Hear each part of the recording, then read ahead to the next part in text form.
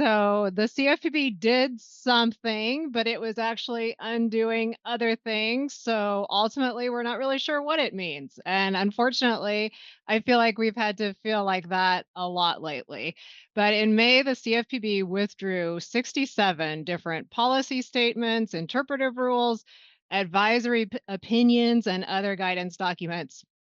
Now, that may kind of sound like, hey, it's a free for all, but we want to dig into this a little bit so you can have some takeaways and, to the best extent possible, understand what this means.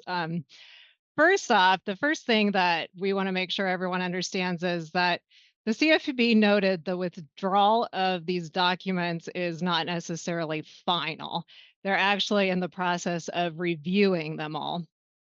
I'm guessing, honestly, that the majority will stay withdrawn. But that's just because the CFPB has been very clear, this CFPB anyway, that they do not like guidance. And so that's one of the reasons some of these documents will probably stay withdrawn, but otherwise they may also stay withdrawn because in its withdrawal announcement, the CFPB noted that, hey, some of these documents just restate what is already in the law or regulation. And so they're unnecessary. And so, I mean, honestly, from a compliance officer perspective, that's good news. I think we all probably have enough to read anyway. So but it's important to know if something is actually a requirement otherwise. And then there's also going to be some that the CFPB just doesn't agree with, that this was guidance or whatever issued under the prior CFPB. The issue is really that I don't know how much more communication we're going to get from the CFPB on each of these and what they're actually thinking, whether it's something that they agree with or don't, or what the story is. And so, as the new CFPB has made it clear, hey, we don't like guidance. Uh, the president has previously directed, like, don't impose new responsibilities with guidance. And then the CFPB also back in April touched on like the improper use of guidance, prohibiting it. So we're obviously going to see less guidance. Is it a good thing? In some cases, yes, because honestly, the impact of these various interpretive rules, since it's not actual law or regulation, I think it's often hard to know what the impact is. But oftentimes, the guidance also helps clear up a part of a regulation that is maybe not clear and that maybe we do need some guidance as to what the agencies are thinking.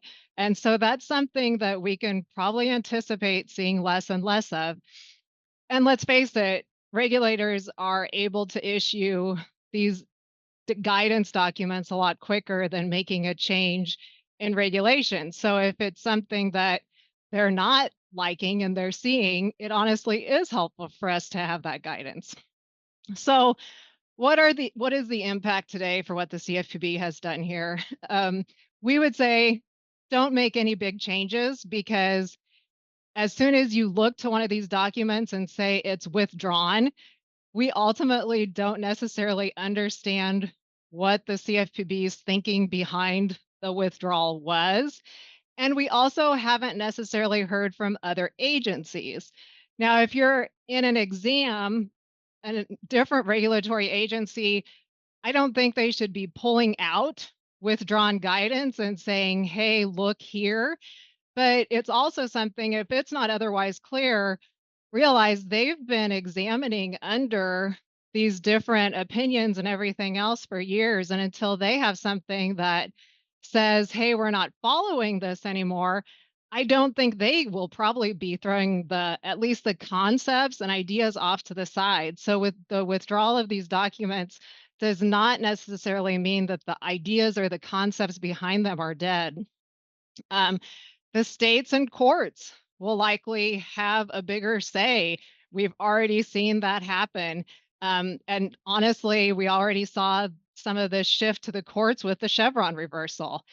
Enforcement actions and lawsuits, when they do pop up, we may need to take more note, more monitoring to see, okay, this might be some of the only interpretive stances we're given. And so when you look at risk within your organization, that might be something that we have to keep a closer eye on. Honestly, under the old CFPB, I feel like we all kind of got almost exhausted because you would see, oh, a new enforcement action, a new guidance document, like it was every day and it was almost impossible to break down.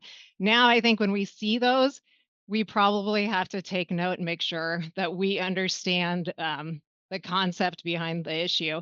But ultimately, we just want you to understand that the withdrawal of these various items does not change any law or regulation. And if you are like being approached by someone, hey, we don't have to do this anymore, make sure that you really look into, okay, is it okay? Do we want to accept the risk? Because I think there is some risk in moving away from any of these guidance documents. So.